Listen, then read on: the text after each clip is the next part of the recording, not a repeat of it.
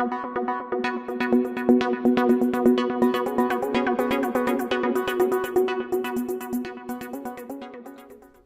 kawan-kawan, apa kabar? Hari ini kita akan belajar tentang penelitian eksperimen. Untuk kawan-kawan mahasiswa yang sekarang mungkin sedang mengadakan penelitian eksperimen, kayaknya wajib banget untuk lihat video ini. Kawan-kawan, apa sih sebenarnya penelitian eksperimen itu? Jadi, konsep penelitian eksperimen ini adalah memberikan perlakuan yang berbeda pada dua kelompok, kemudian mempelajari efek perlakuannya. Ya, eksperimen ini bisa dilakukan dalam bidang pendidikan juga ya. Yang kita bisa eksperimenkan dalam bidang pendidikan itu misalnya adalah model, metode, media, teknik pembelajaran, kemudian bahan ajar. Kawan-kawan, penelitian eksperimen sendiri ini sebenarnya dibagi menjadi dua. Ada penelitian eksperimen murni, ada juga penelitian kuasi atau semu. Gitu ya. Kalau penelitian murni, eksperimen murni ini subjek penelitian berupa benda atau hewan percobaan, biasanya dilaksanakan di lab gitu ya. Nah, kalau eksperimen kuasi atau semu, subjek penelitian ini pada manusia, biasanya dikerjakan di luar lab. Kayak di penelitian pendidikan itu juga eksperimen kuasi ya kawan-kawan ya. Oke, sekarang kita ke macam-macam desain penelitian eksperimen dulu ya. Sebelum nanti kita lebih detail membicarakan tentang eksperimen, kita harus tahu dulu nih desainnya. Sebenarnya banyak sekali desain. Ini saya berikan beberapa contoh desain-desain yang umumnya digunakan gitu. Oke, yang pertama adalah pre-eksperimen kawan-kawan. Jadi pre-eksperimen. Pre-eksperimen sendiri ini ada 3 jenis atau 3 macam. Yang pertama adalah one shot case study, kemudian one group pretest post-test, dan intake group comparison. Itu adalah yang pre-eksperimen. Kemudian yang true eksperimen itu ada 2 macam. Yang pertama adalah post-test only control design dan pretest control group design. Kemudian yang ketiga, yang kuasi eksperimen ini ada yang namanya time series design dan non-equivalent control group design. Saya akan mengupas lebih dalam lagi beberapa saja ya, beberapa desain saja yang biasanya digunakan oleh mahasiswa. Yang pertama ini kawan-kawan, ini yang desain one shot case study. Jadi desain ini sebenarnya sangat mudah dan simpel sekali ya. Jadi terdapat satu kelompok, kemudian kelompok ini tadi ya, satu kelompok ini diberi treatment atau perlakuan, selanjutnya diobservasi hasilnya. Oke, misalnya saya ingin mengadakan penelitian pengaruh penggunaan media pembelajaran berbasis Android terhadap motivasi belajar. Oke, penelitian yang saya lakukan adalah penelitian eksperimen.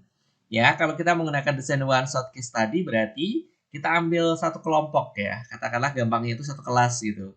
Satu kelas ini kemudian kita ajar menggunakan media berbasis Android tadi. Jadi media berbasis Android tadi itu diterapkan dalam satu kelas ini.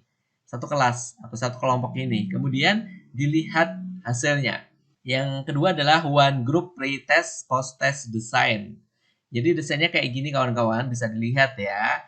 Yang O1 ini adalah nilai pretest sebelum diberi perlakuan atau treatment. Kemudian yang O2 adalah setelah diberi treatment, nilai post testnya. Jadi ada pre dan post. Oke, namanya juga one group pretest post test design ya. Jadi satu grup diberi pretest, kemudian tindakan, kemudian di post test atau dilihat hasil post testnya gitu. Contohnya ini, peneliti ingin melihat pengaruh penggunaan model pembelajaran berbasis joyful learning pada sejumlah siswa. Sebelum dilakukan treatment itu perlakuan ya. Perlakuan adalah mengajar dengan model joyful learning. Siswa diberi pretest terlebih dahulu. Jadi sebelum mengajar menggunakan model joyful learning ini di pretest dulu, dilihat hasilnya dulu. Kemudian siswa diajar ya menggunakan model tadi. Setelah itu dilakukan post test. Peneliti membandingkan hasil sebelum dan sesudahnya. Jadi sebelum dan sesudahnya itu bagaimana? Apakah ada perubahannya? Apakah yang kedua itu lebih baik daripada sebelumnya gitu. Ini one group pretest post test design. Artinya ini grupnya itu baru satu. Misalnya kelas ya hanya satu kelas yang digunakan. Kelas tersebut di pretest, kemudian dikasih treatment, kemudian di post test gitu. Yang ini yang model intake group comparison ini jadi satu kelas dibagi menjadi dua. Satu kelas dibagi menjadi dua, satu untuk kelas kontrol, satu kelas eksperimen. Kalau yang tadi itu kan one group ya, jadi belum ada kelas kontrol, kelas eksperimen ya. Tapi kalau ini sudah ada kelas kontrol dan kelas eksperimen ya. Sebagai contoh gini kawan-kawan, Untuk kelompok digunakan untuk penelitian tetapi dibagi menjadi dua. Setengah kelompok untuk kelas eksperimen diberi treatment tadi ya, misalnya adalah model pembelajaran, berarti yang kelas separuh kelompok ini diajar menggunakan media pembelajaran tertentu, misalnya joyful learning tadi. Kemudian yang setengah kelompok ya, ini dijadikan kelas kontrol, artinya tidak diajar menggunakan model pembelajaran berbasis joyful learning tadi itu. Jadi satu kelas bagi menjadi dua. Yang satu jadikan kelas eksperimen yang diberi tindakan atau treatment, yang kedua tidak diberi treatment sebagai kelas kontrol. Kemudian nanti dilihat ya hasil antara kelas kontrol dengan eksperimen itu seperti apa. Oke, yang post test only control design ini juga banyak digunakan nih kawan-kawan. Kayaknya perlu paham banget yang ini ya, karena biasanya kalau mahasiswa-mahasiswa S1 itu pakai ini juga sudah cukup. Jadi konsepnya gini, nanti ada dua kelompok yang dipilih secara random ya, dua kelompok. Berarti kelompok 1 dan kelompok 2. Kemudian kelompok 1 yang ini ya diberi perlakuan. Nah, diberi perlakuan. Kelompok 1 ini namanya adalah kelompok eksperimen. Yang diberi perlakuan ini adalah kelompok eksperimen. Kemudian kelompok 2, R2 tidak diberi perlakuan, disebut kelompok kontrol. Nah, setelah itu kemudian dilihat nih hasilnya.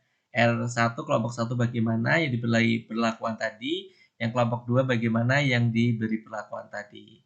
Bedanya sama sebelumnya, yang ini ya, bedanya sama sebelumnya yang ini. Kalau yang ini kan satu kelas dibagi menjadi dua ya, satu kontrol, satu eksperimen. Tapi kalau ini memang sudah didesain dua kelompok sekaligus di awal ya.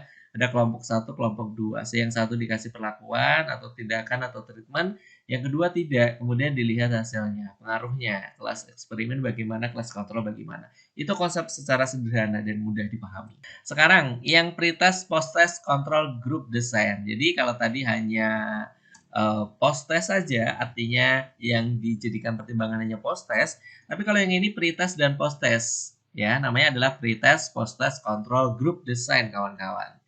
Ini ya, desainnya adalah seperti ini. Saya jelaskan. Jadi ini dibeli dua kelompok ya, secara random. Sama dengan sebelumnya. Dibeli dua kelompok secara random. Kelompok pertama diberi perlakuan. Ya, namanya kelas eksperimen. Kemudian kelompok kedua tidak diberi perlakuan. Namanya adalah kelas kontrol. Nah, tetapi sebelumnya, sebelum ada tindakan ini, kelompok 1 dan kelompok 2 ini sama-sama diberi pretest ya, diberi pretest terlebih dahulu sebelum tindakan atau treatment atau perlakuan tadi. Setelah itu diajar menggunakan model pembelajaran berbasis joyful learning misalnya ya di kelas eksperimen, kelas kontrolnya nggak perlu ya, bisa kelas-kelas konvensional atau kenyataan di kelasnya itu kayak gimana realnya gitu. Kemudian nanti dibandingkan hasilnya antara kelas eksperimen dengan kelas kontrol. Konsepnya seperti itu, moga-moga aja bisa dipahami ya, karena ini mudah banget. Nanti untuk lebih detail silahkan aja bisa lihat video-video saya yang lain, tetapi secara konsep umum seperti itu. Terima kasih kawan-kawan, semoga bermanfaat.